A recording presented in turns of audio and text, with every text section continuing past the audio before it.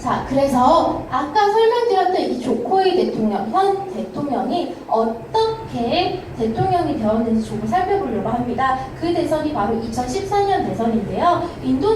2014년 대선을 살펴보기 전에 인도네시아 대선의 특징에 대해서 간단하게 살펴볼 거예요. 우리나라와 비슷하지만 한국과의 차이점을 가지고 있기 때문에 그 차이점에 대해서 좀 살펴볼 거고요. 2014년 대선 후보의 특징, 그리고 2014년 대선 결과가 어떤 의의를 가지는지 살펴볼 거예요. 이 2014년 대선 결과의 의의가 2019년 대선 출마, 후보 출마에 영향을 미치고 있기 때문에 먼저 살펴보도록 하겠습니다. 인도네시아 대선의 특징은요, 일단 인도네시아는 우리나라처럼 정당이 굉장히 많습니다.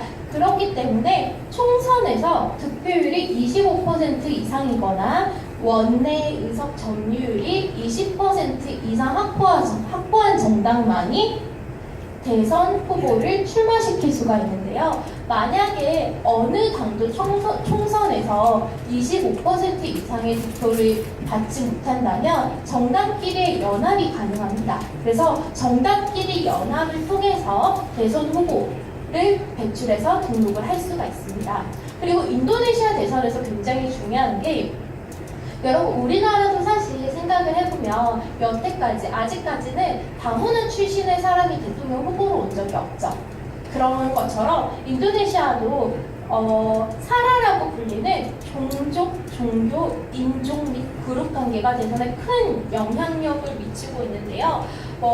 이렇게 보면은 조금 이해하기 쉬울 것 같아요. 내 친구가 부산 사니까 이 친구가 이번에 국회의원 출마하는데 부산에서 오래 알던 친구니까 뽑아줘야지. 약간 이런 것처럼 인도네시아는 이 사라라고 불리는 것이 있는데, 자와 출신, 여러분 자바섬이라고 하면 인도네시아에서 가장 많은 인구가 살고 있는 그 자바섬에 자와족이 있어요. 이 자와족은 인도네시아의 40% 이상을 차지하는 종족인데요. 이 종족 출신의 사람이어야지 대통령 당선 확률이 높고요. 그리고 두 번째로 종교가 무엇이어야 될까요? 그쵸? 딱 생각해도 나오죠.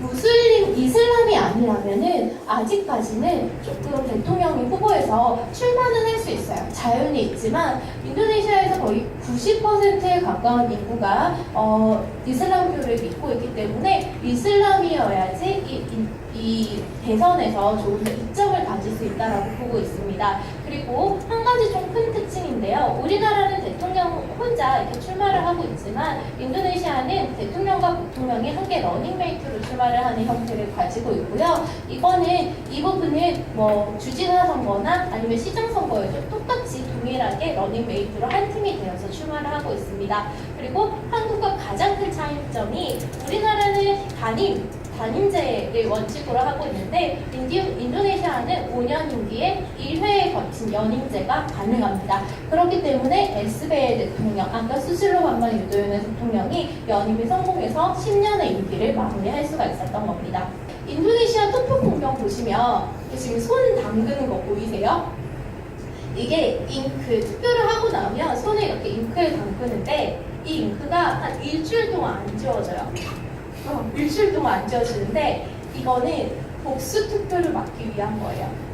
그래서 이 손이 정말 딱 하고 그 친구들 하고 나오면 얼마나 무슨 잉크인지 도대체 무엇을 써도 지워지지가 않아요. 정말. 그래서 여기에 찍기도 하고 여기에 찍기도 하는데 투표를 참여했다라는 표시로서 이 중복 투표를 막기 위한 목적이 가장 큽니다. 그리고 요즘에는 사실 우리 투표 인증하잖아요. 그런 것처럼 인도네시아에서 저 투표했어요 라는 인증을 보여주는 것으로도 쓰이고 있습니다. 자, 그리고 간단하게 정당에 대해서 좀 살펴보려고 하는데요. 한국과 동일한 다당제이고요. 현재는 원내 10개의 정당이 의석을 확보하고 있습니다.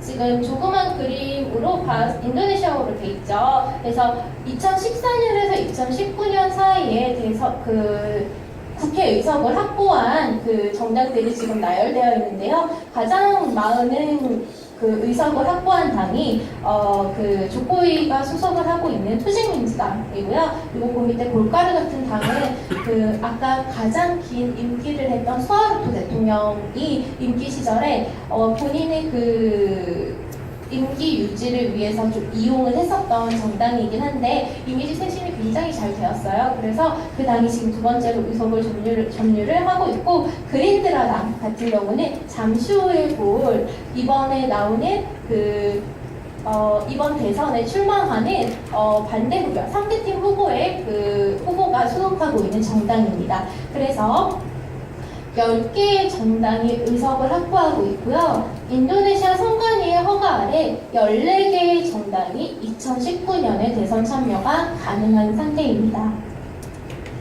자, 2014년 대선 후보의 특징을 살펴보도록 하겠습니다. 기호 1번에 프라보워 하타라는 글자 혹시 보이실까요? 위에 프라보워라는 분, 프라보워 후보와 하타라는 부통령 후보가 나왔었고요. 여기 보시면 오른쪽에 인도네시아 해발이라고 적혀있는데 조코위 제카라고 되어 있는 글귀 보이실까요? 조코위와 유숲 달라 부통령이 같이 러닝메이트로 나왔었습니다. 대통령 후보들의 특징을 좀 살펴보자면요. 프라보워 대통령은요, 국군사관학교 예비역입군 중장 출신으로 완전 뼛속 깊은 군인 출신이고요. 그린드라당 소속인과 동시에 굉장히 깊은 정치적 영향력을 가지고 있는 사람입니다. 그리고 하타라자사 부통령 후보 같은 경우는 SB의 2차 정권에서 경제조정부 장관 출신이자 SB의 대통령과 사돈관계를 맺고 있었는데요. SB의 대통령과 사돈관계를 맺고 SB의 정권 당시에 경제조정부 장관을 맡았던 사람이 여기 러닝메이트 1번 후보에 소속되어 있다는 것은 당시 여당이 이 후보를 지지했다는 것을 보여주고 있습니다. 두 번째는요, 군부 출신 후보와 문민 출신 후보 중에서 문민 출신 후보, 현재 대통령이 조코위 대통령 후보와 유스칼라 부통령 후보를 살펴볼 건데요. 조코위 대통령은 제가 아까 얘기 드린 것처럼 수라카르타라고 하면 우리나라로 치면은 서울 옆에 좀 큰 분당이나 아니면은 안양이나 이런 위성 도시 있잖아요. 그런 큰 위성 도시에서 시장을 맡고, 그리고 그 시장의 임기 동안 수라카르타가 좀 버려진 도시처럼 굉장히 많이 낙후되어 있었는데, 그 낙후된 수라카르타의 환경을 굉장히 발전을 시켜놓습니다. 그래서 그 발전을 시키면서 자카르타 도지사의 후보로 이제 갈 수 있는 기회를 얻게 되는데요. 이분은 사실 최초에는 가구 사업가세요. 그래서 정치적으로 내가 인맥이 있고 뭔가 약간 정치적으로 뜻이 있어서 정계에 들어갔다라기보다는 본인이 수라카르타 시장과 도지사를 거치면서 국민들과 시민들과 굉장히 유대감을 좀 많이 쌓아서 시민들이 이분이 시장으로 나오면 좋겠다, 도지사로 나오면 좋겠다, 약간 이런 국민들의 신임을 받아서 출마한 후보였고요. 그리고 유스칼라 부통령 후보 같은 경우는 유도요노 대통령 첫 임기 당시 부통령을 했었고, 메가와트 정부 당시에 복지부 장관을 했었는데요. 이 두 번째 후보가 가지고 있었던 가장 큰 약점이 앞서 제가 얘기 드렸던 이 프라보워 후보 같은 경우는 굉장히 강한 정치적 영향력을 가지고 있다고 얘기를 드렸었잖아요. 그린드라당 소속이자 당수이기도 했고요. 이분이 지금 현재도 마찬가지예요. 인도네시아의 방송사 60% 이상의 지분을 전체 가지고 계신 분이거든요. 그래서 이분 같은 경우는 그래서 대선 당시에 굉장히 방송 쪽에도 약간 말이 많았는데 약간 새는 이야기여서 생략하도록 하고요. 그랬기 때문에 이 지금 조코위 대통령 같은 경우는 정치적 기반이 전혀 없는 후보였고, 그리고 경제적으로도 투자 기반이 그렇게 크지가 않아서 대선에서 국민들의 지지는 굉장히 크지만 어떻게 잘 될 수 있을까라는 좀 의문이 있기도 했는데, 최초에는 조코위 대통령이 압도적으로 높았어요. 서베이 결과를 봤을 때 압도적으로 한 20%의 차이를 보이면서 조코위 대통령 조코위 제카 팀이 대통령이 될 것이다 라고 했는데, 점차적으로 이 퍼센트가 변화를 일으켜서 마지막에 몇 퍼센트 정도 차이로 대통령이 되었을까요? 1%랑 비슷해요. 46.85% 대 53.15%인데요. 6%의 근소한 차이로 대통령에 당선됩니다. 사실 이게 굉장히 아이러니한 것이 조코이 대통령이 그 대선 그 캠페인 당시에 계속 굉장히 확고한 지지 기반을 가지고 있었어요. 근데 그 기간이 계속되면 계속될수록 지지 기반의 이탈이 일어났다라는 것이 지금 보여지고 있는데요. 이 지지 기반의 이탈이 일어났던 가장 큰 부분이요. 6%의 근소한 차이로 당선이 되었고요. 한계에 보시면 사라에 따른 민심 이동이라는 거, 아까 사라가 우리나라로 보면은 학연이나 지연 이런 거라고 얘기를 했었잖아요. 우리나라의 학연과 지연이 굉장히 큰 영향을 미친다면 인도네시아에는 종교적인 부분이 굉장히 큰 영향을 미치고 있습니다.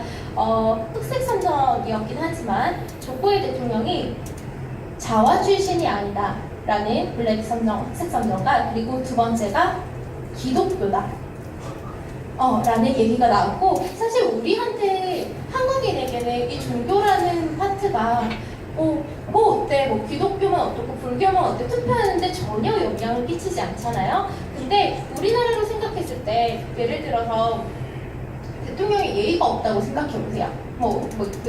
나와가지고 얘기하는 도중에 예의 없게 얘기하면 그럼 뽑기 싫잖아요. 그런 거라고 보시면 될 것 같아요. 우리나라는 유교 문화가 굉장히 중요한 것처럼 인도네시아는 이 종교적 문화가 굉장히 중요한데, 이분이 사람 문제에 얽히면서 민심 이동이 실제로 크게 일어나서 6%의 근소한 차이로 당선을 하게 됩니다.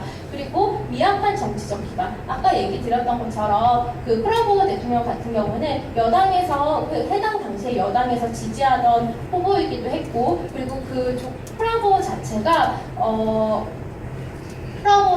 굉장히 큰 정치적 영향력을 가지고 있었던 반면에 조코이 대통령은 메가와티 대통령의 그 힘을 얻기는 했지만 그에 반해서 정치적 기반이 조금 미약했고요. 그렇기 때문에 이 정권 초창기에 굉장히 많은 난항을 겪게 되었습니다. 그럼에도 불구하고 이 조코이 대통령이 당선이 가지는 의의는 인도네시아 최초 문민정부의 출범이라는 점, 이게 가장 큰 의의일 것 같고요. 두 번째는 국민들의 의식을 변화하고 있다는 거죠. 우리는 뭐 항상 이제 군부 출신의 사람들을 뽑아야 한다, 뭐 이런 거, 엘리트주의 이런 거에서 벗어나서 국민들의 의식 변화를 보여주고 있고, 블루 습관, 조코이 효과에 결실을 맺었고, 사실 이 조코이 효과가 인도네시아의 대선 판도에 큰 영향을 불어왔다라고 할 만큼 큰 결실 중에 하나라고 볼 수 있습니다.